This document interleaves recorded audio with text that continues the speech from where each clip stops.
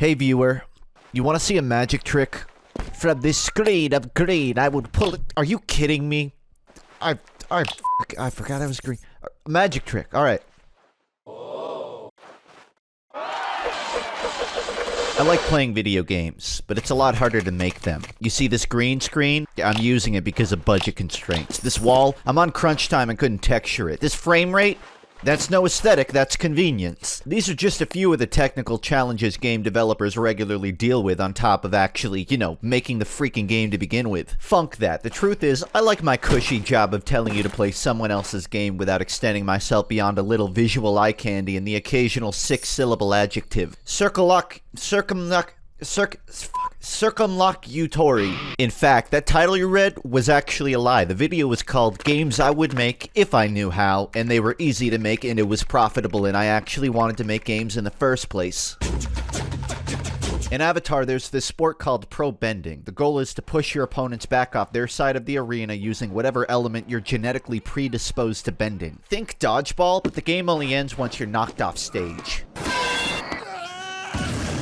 In a string of many bad decisions, Nickelodeon never made an online pro bending game. That's why I'm stealing the idea. Movesets look like this. You've got a basic shot, a curved shot, a quick fire, a high jump, a down dash.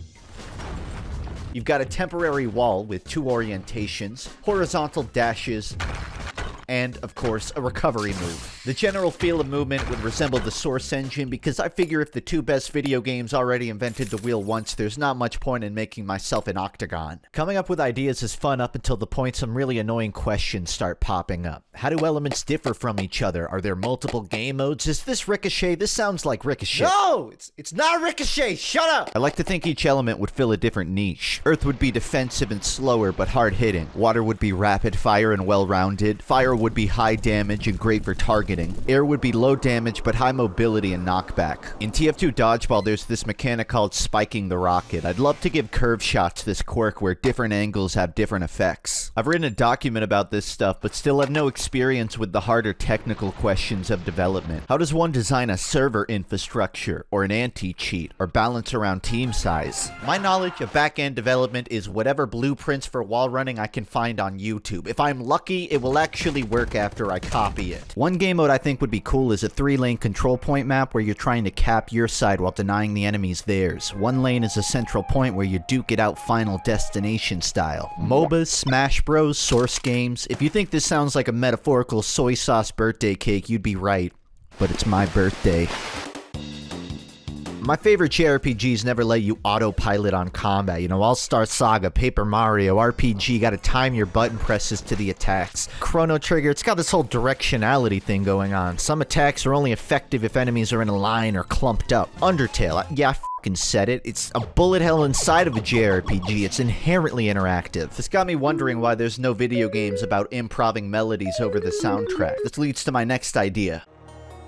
Welcome to the dev commentary of this theoretical idea. The live commentaries are back, everybody.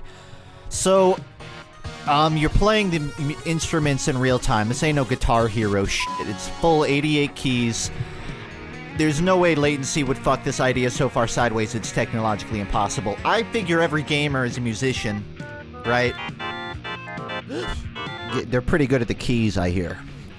The keys. Gamers are good at the keys. The way performance is calculated is pretty interesting. Root notes, tension and release, 1564. The real question is, how the hell do you play a scale on one of these? The answer is throw out your controller and pick up my trademarked Accordicon. I'm telling you, this thing's gonna revolutionize gaming the same way drinking revolutionized my script writing. Or I guess you could use an electric keyboard with a USB adapter and an audio interface to minimize latency, of course, and 3 to 6 months of music practice just so you understand the fundamentals. It's not exactly an accessible market, but neither were seatbelts before 1968. I'm telling you, this idea will take off if you give me a chance. Each party member plays a chosen instrument. Maybe that's a jazz quartet, maybe that's Weezer, whatever you want. Gameplay ranges from completing unfinished music to writing entirely self-made tracks. I can't tell if this is a groundbreaking concept or the bridesmaid of Steam indies. Always a wish list, never a purchase. Either way, I can't be the only person who needs to palmerize music into video games as an excuse to practice. When one of you inevitably steals this idea, do me a favor, make sure you spell my name right in the credits. Since the dawn of time, nothing has yielded more hype and camaraderie than the video game crossovers. Smash Bros, Marvel vs. Capcom, that one dude that's probably still playing cross tag. These are all-star rosters made up of nothing but back-to-back legends, and also My Hero Academia. Fighting games are notorious for these lineups, and it kills me that the closest FPS equivalent we currently have is Quake Champions. What the hell? Now don't read me wrong, I can always boot up Mugen if I want a few quick rounds of heavy weapons guy, but if I could, I would make an arena shooter with an all-star cast of first-person protagonists. Here's the ideal roster for that kind of game. Slot number 1, Doom Guy. Duh, it's an all-star roster. This is for the biggest names in gaming history. Slot number 2, Ellis from Left 4 Dead 2. Slot 3, Jack Cooper. He's fun as hell, but 5 months after you start maining him, he'll become unplayable and the devs will never fix it. Slot 4, Minecraft. Quake boomers will complain he got in over Ranger without realizing 90% of the player base is Zoomer Steve mains. Speaking of which, check out this new movement tech. It's called Sync Jumping. Slot 5, I gotta give to Tracer from Overwatch. He'll never actually be playable, but whenever the devs get into a PR controversy, they'll drop a trailer with no release date for one of her new skins. Slot 6, Samus Aran. This joke is now outdated. 7 through 16, the entire cast of Team Fortress 2. Even the Sentry Buster. Booker DeWitt, cry about it. We've got to have a definitive Half-Life rep here, so I decided to go with Gus the forklift driver. We got V1, Postal Dude, Turok. People like Turok, right? Then you get to the Fighter's Pass where the fan favorites show up. You know, like Oddjob. Dovahkiin. This one shouldn't be too hard to get. I feel like Todd would beg for it. This is a big one here. The Toilet Nader. Also Duke Nukem. Popular in losers brackets. Close to the end here. I'm gonna have to make this one count. I'm thinking Marth. And then the final roster slot of this game, number 27. Scarombo Roblo. This concludes my list of video game ideas. I hope you didn't like them, because you'll probably never get to play them. As a bonus, here are some games I think other people should make.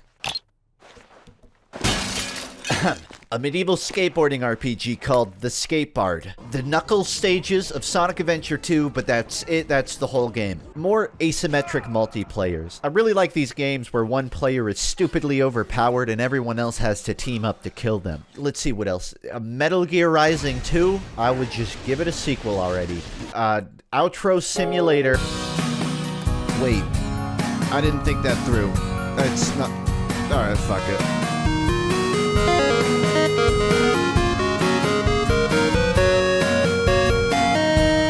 Oh my god, I forgot. The Wonder Score. Basically, Jesus, PP got starter pack, Ray and Bowers. There's a lot of these. Thank you, patrons. The patrons, thank you.